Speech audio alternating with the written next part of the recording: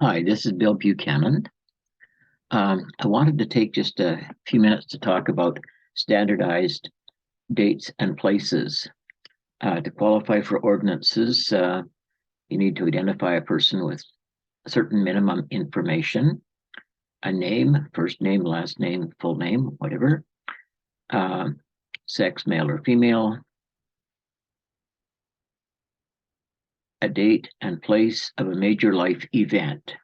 Now, those events are birth, christening, marriage, death, and burial. Okay. Um, Now, as far as the date, it can be an approximate date, say about 1743. The place can be just a country.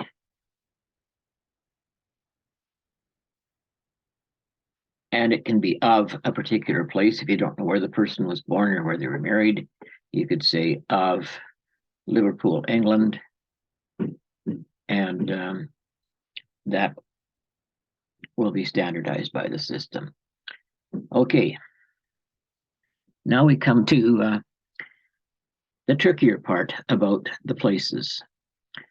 And that is that sometimes the same place may have been known by a dozen different names over the centuries.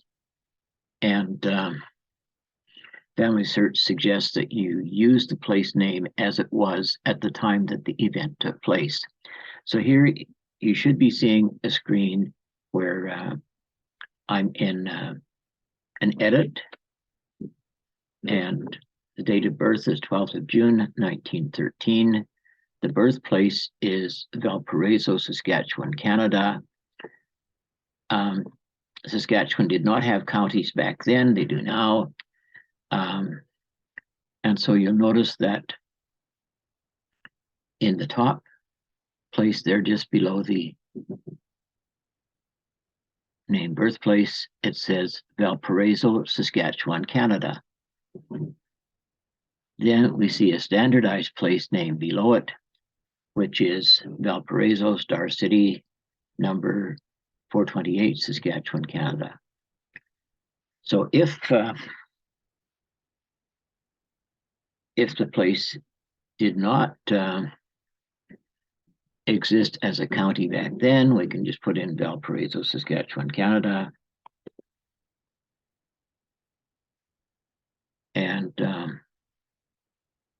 it doesn't show clearly on this screen, but it does on my other computer, that the data as input is shown with a gray background. If I click there, then that will be treated as standard information, and it'll be standardized as Valparaiso, Star City, number 428, Saskatchewan, Canada. And when we save that,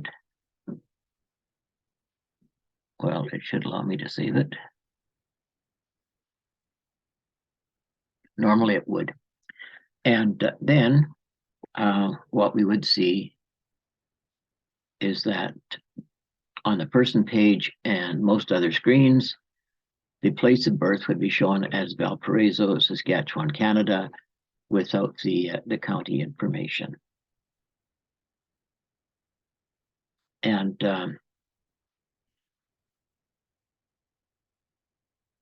another thing you'll run into is that sometimes the place name that you've got for it does not match what the place is known as today.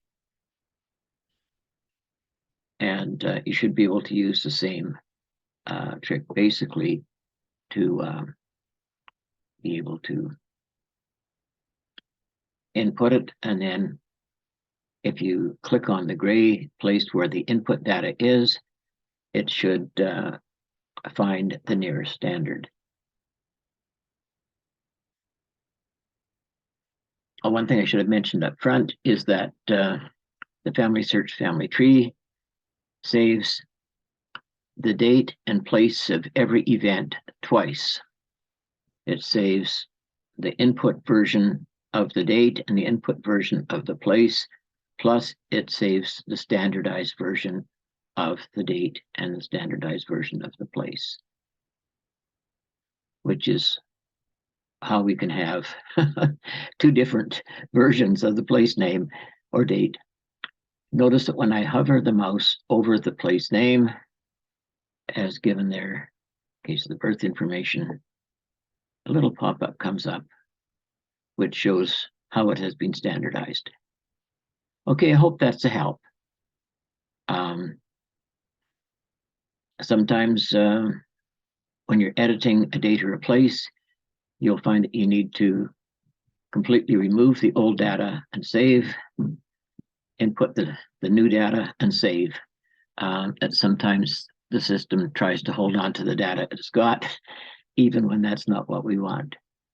So if we eliminate the old data and then save, put in the new data and save again, that solves that problem. Okay, I hope this helps.